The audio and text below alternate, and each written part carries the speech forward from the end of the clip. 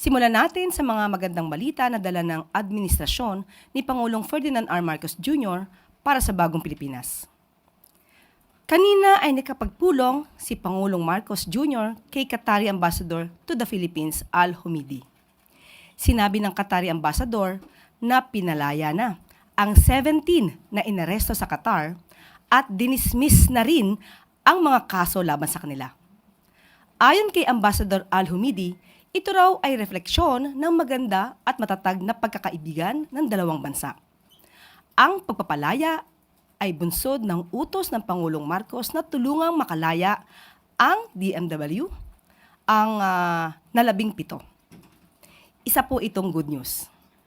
Raquel Bayan, Radio Pilipinas. Morning po, Yusek. Last week po, Friday lang po, nang in-announce ni DMW Secretary na provisionally release lang po. And in span of 3 days, biglang ito ina-announce nyo na po na dismiss na po yung kaso. Can you expound on that? Yes, yan po ang magandang balita natin. Nakikita po natin kung gaano po ba kabilis magtrabaho ang ating Pangulo. Kaya parang ito po ay taliwas sa mga bintang ng iba na walang nangyayari sa ating bansa. Ito po ay talagang tinutukan po ng ating Pangulo para po mabigyan po ng tulong ang 17 na kababayan natin dito sa Qatar. At ito nga po ang naging resulta na madismiss na po ang kaso at mapalaya po sila.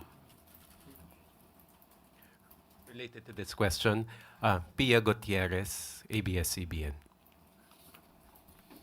Ma'am, regarding yung 17 Filipino nationals, nabanggit po kasi last week ni DMW Secretary Hans Leo Cacdac that the reason the 17 Filipinos were provisionally released was because wala pong kaso na nasampa sa kanila during the time that they were detained. May we know ano po yung kaso na na-dismiss at kailan po ito na-charge?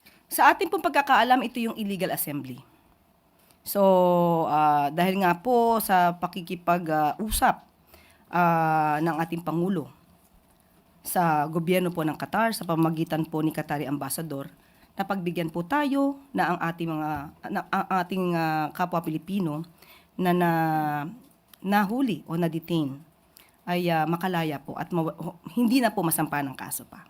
So tama po, the President himself made a direct appeal to the Qatari government. When was that made po? Sa ating pagkakaalam ay kanina po nagkaroon ng pag-uusap.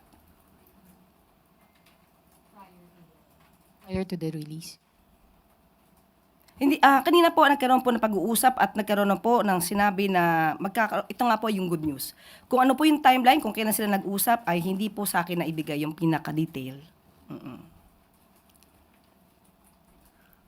Moving on,